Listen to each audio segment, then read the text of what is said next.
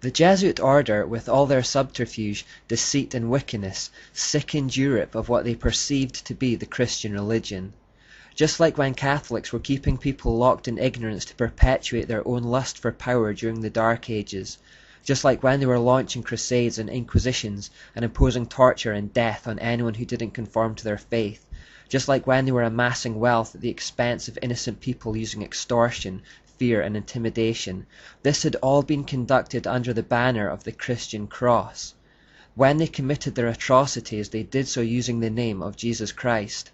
Therefore, when people saw all this, they quite understandably thought they were seeing true Christianity.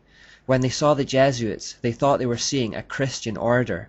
When they saw Catholicism, they thought they were seeing true faith. They thought they were seeing the natural outworking of God's religion, and so they turned on that God.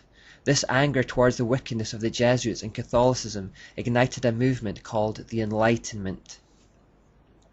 Today God's reputation is still unfairly tarnished in the same way by the acts of the Catholics and Jesuits. For example, when a Christian condemns Muslim terrorists for blowing up buildings in the name of Allah, it's not uncommon to hear a retort along the lines of, well, Christianity doesn't exactly have a good track record either, does it? What about the Crusades? Or what about the Inquisition?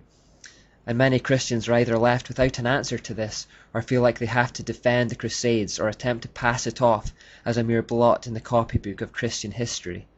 The fact is that the Crusades were not a Christian endeavour at all, they were a Catholic endeavour, and as I've hopefully shown in the previous section, those are very different things. As I also hope to show, many of the people being tortured and killed by the Catholic Inquisition were in fact true Christians. That's not to say that Christians have always behaved impeccably, but the gods behind Catholicism are Baal, Asherah, and ultimately Lucifer or Satan. As we've seen, the Jesuit order in particular was dedicated to the Asherah goddess, but many Christians still don't understand this, let alone non-Christians, and I hope I've done something to clear that up. When I think of the Jesuits, I tend to think of them as spiritual suicide bombers. Sure, all the people of the nations of Europe turned on them, and sure they were run out of every country in Europe and ruined their reputation, but vitally for Satan, at the exact same time, they also took down God's reputation with them. People turned on the God they thought the Jesuits represented. It was fifth column tactics. The Jesuits pretended to be a part of the thing they wished to destroy.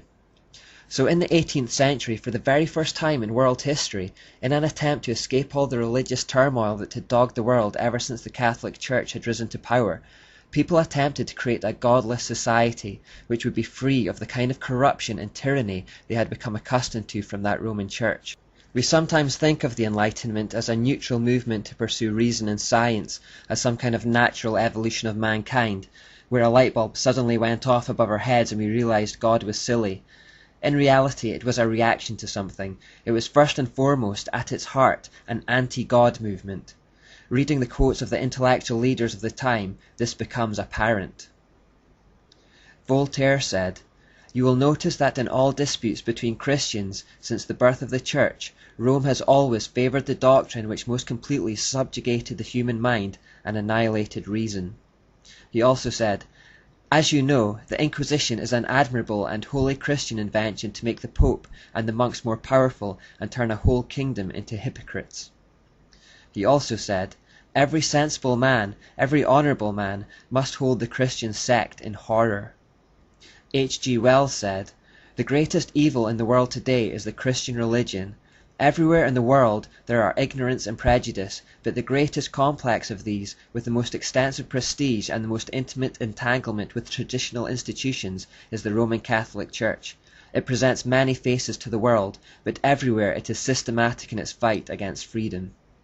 You see how they use the words Christian, Rome, and Catholic Church interchangeably.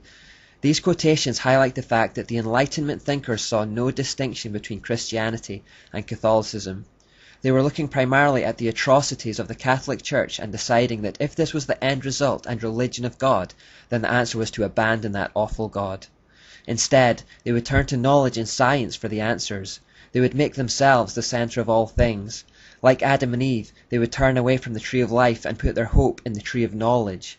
Like Adam and Eve, they would not see that they had in fact been deceived by the serpent who had whispered into their ears that God was a wrathful deity of hate, intent on keeping their minds in darkness and ignorance. The early Enlightenment thinkers had a fairly big problem, however, in their attempt to create a godless society. You see, if they took God out of the picture, they had no idea where all this came from and how it all got started. The idea of evolution, which suggested all things could be explained without any kind of creator at all, did not gain public acceptance until Charles Darwin published his book, The Origin of Species, and this book wasn't published until 1859. Therefore the Enlightenment thinkers in the 100 years prior to this time, although they perhaps would have liked to abandon the Christian God altogether, if they were being intellectually honest, could not. They still had need of some kind of higher power to explain how the world came to exist in the first place. The world couldn't just pop into existence, something must have caused it. No realistic alternative to God that could be backed up by reason and science was available to them at the time. Therefore a great many of them tended to settle on a belief system known as deism.